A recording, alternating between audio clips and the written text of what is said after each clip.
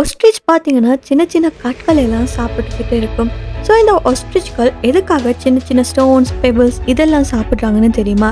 ஏன்னா அவங்களோட டயட்ல நியூட்ரியன்ட் சப்ளைக்கு இது ரொம்பவே ஹெல்ப் பண்ணுது.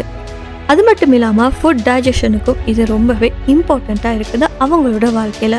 ஸோ இந்த சின்ன சின்ன கற்கள் பார்த்தீங்கன்னா அவங்களோட வயிற்றுக்குள்ளே இருந்தால் தான் டஃப்பான பிளான்ஸ், சீட்ஸ் இதெல்லாம் கிரைண்ட் ஆகி ஈஸிலி டைஜஸ்ட் ஆகிறதுக்கு ஹெல்ப் பண்ணும்.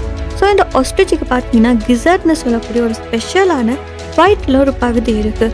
ஸோ அதில் ஃபுட்டெல்லாம் கிரைண்ட் பண்ணுறதுக்கு ஹெல்ப் பண்ணுறது இந்த கற்கள்னு சொல்லலாம். ஸோ மனிதர்களுக்கு எப்படி கற்களோ அதே போல தான் இந்த ஒஸ்ட்ரிச்சுக்கு கற்கள் ஹெல்ப் பண்ணுது. ஸோ இந்த ஒஸ்ட்ரிச் பார்த்தீங்கன்னா டெசர்ட்டில் வேகமாக மூவ் பண்ணுறப்போ சின்ன சின்ன ஸ்டோன்ஸோட சப்போர்ட் இல்லாமல் இதோட ஃபுட்டை ப்ராப்பர்லி டைஜஸ்ட் ஆக முடியாது. ஸோ அதனாலே ஒஸ்ட்ரிச் அதோட சர்வைவலுக்காக கிளிவர் அழுத்தத்தை யூஸ் பண்ணுறாங்க. ஸோ இது ஹியூமனோட லாஜிக்கு வியர்டாக இருந்தாலுமே நேச்சரில் ஒரு பர்ஃபெக்டான சொல்யூஷனாக இருக்குது.